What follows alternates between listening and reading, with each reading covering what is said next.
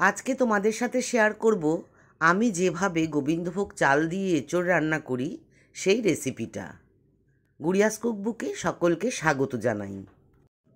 প্রথমেই প্রেসার কুকারে কিছুটা জলে আমি হলুদ আর লবণ দিয়ে দিচ্ছি। তারপর কেটে আমি জলে ভিজিয়ে রেখেছিলাম এঁচোড়গুলো, সেই এঁচোড়গুলো দিয়ে দিলাম। আর একটু হলুদ দিয়ে দিলাম যাতে কালচে না হয়ে যায়। এবার আমি সেদ্ধ করে নেব একটা সিটি দিয়ে। চালটাকে আমি হাফ কাপ চাল নিয়েছি, চালটাকে ধুয়ে নেব ভালো করে।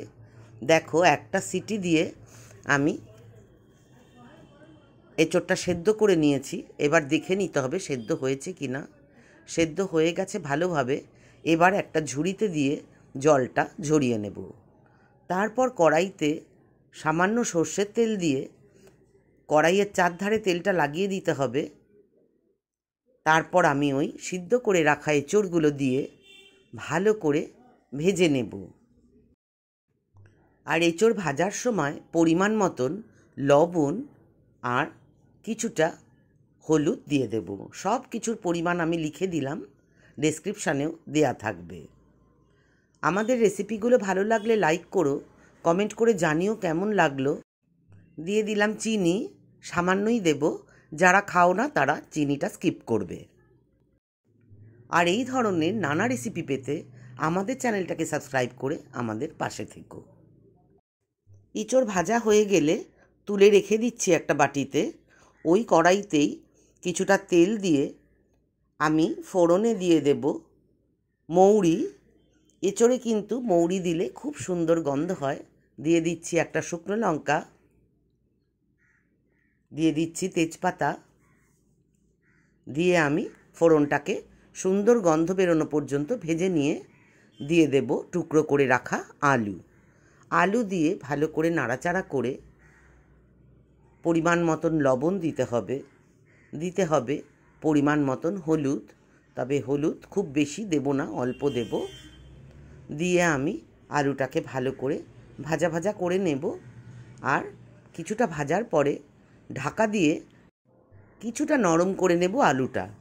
তবে এর সঙ্গে চাল সেদ্ধ হবে, তাই আলুটা খুব বেশি সেদ্ধ হয়ে গেলেও কিন্তু রান্নাটা ভালো হবে না। এবার আমি ওই যে চালটা ধুয়ে রেখেছিলাম, জল ঝরিয়ে রেখেছি, সেই চালটা দিয়ে ভালো করে আমি ভেজে নেব আলুর সাথেই।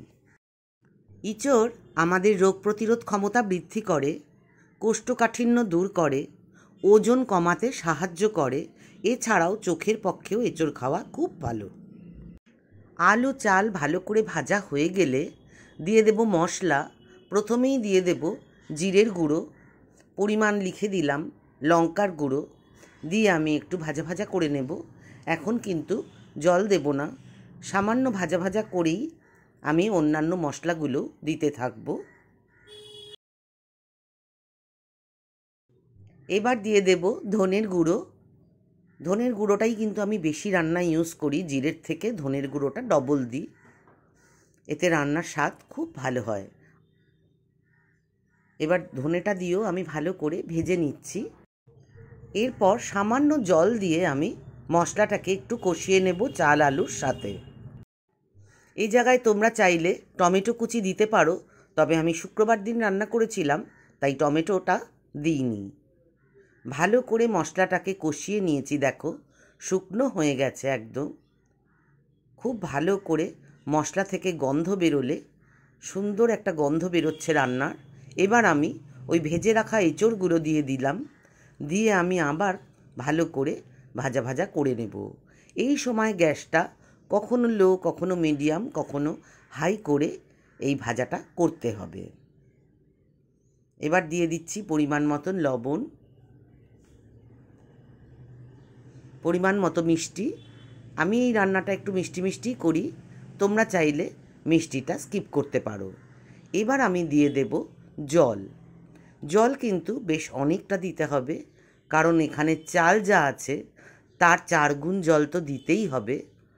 চালের 4 গুণ জল দেব, আর যদি ঝোল রাখতে চাই তার থেকে একটু বেশি জল আমাকে দিতে হবে। এবার দিয়ে দিচ্ছি কাশ্মীরি লাল লঙ্কার গুঁড়ো, এতে রঙটা আর গন্ধটা ভালো আসবে। মিশিয়ে দিচ্ছি। লঙ্কার গুঁড়োটা ভালো করে মিশিয়ে দিয়ে আমি ঢাকা দিয়ে সব কিছু একসাথে রান্না হতে দেব মিডিয়াম ফ্লেমে। বেশ কিছুক্ষণ ফোটার পর আমি চেক করে নিচ্ছি চাল, আলু, এঁচোড় সব কিছু সেদ্ধ হয়েছে কিনা। এবার আমি দিয়ে দেব একটু আদা। এখানে আদা বাটা দেওয়া চলে, তবে আমি গ্রেট করে আদা দিয়ে দিচ্ছি।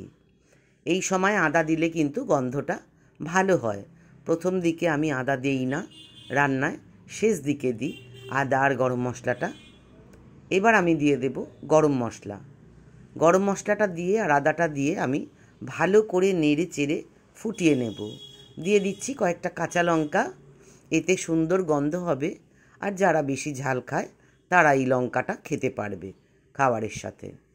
আমি এবার ভালো করে ফুটতে দেব, তবে খুব বেশি শুকনো করেই রান্নাটা কড়াই থেকে নামাবো না, কারণ এটা থাকলে আবার কিছুটা বসে যাবে, জমে যাবে। দেখো আমার সব কিছু সেদ্ধ হয়ে গেছে। শেষে দিয়ে দেব ঘি, গাওয়া ঘি দেব, তাতে গন্ধটা ভালো হবে। এবার ভালো করে নেড়ে চেড়ে একটু কম আঁচে বসিয়ে নামিয়ে নেব। নামিয়ে ঢাকা দিয়ে রাখলেই কিন্তু এটা জমে যাবে, তবে আমি একটু ঝোলঝোলি রাখতে চাই, কারণ ভাতের সাথে খাবো। রুটির সাথে হলে বা লুচি পরোটার সাথে হলে একদম জমে গেলেও কোনো অসুবিধা নেই। চাল দিয়ে রান্নায় কিন্তু জলটা ঠিক রাখতে হবে। যেহেতু চালটা ভালো করে ভেজেছি, তাই চালে কিন্তু একটু বেশি করে জল দিতে হবে। গরম ভাত, রুটি, লুচি, পরোটা সব কিছুর সাথে এটা দুর্দান্ত খেতে লাগে। আর গন্ধটা যে কি অসাধারণ হয়, তোমরা না খেলে বিশ্বাস করতে পারবে না। আজকের মতন টাটা, আবার দেখা হবে অন্য দিন।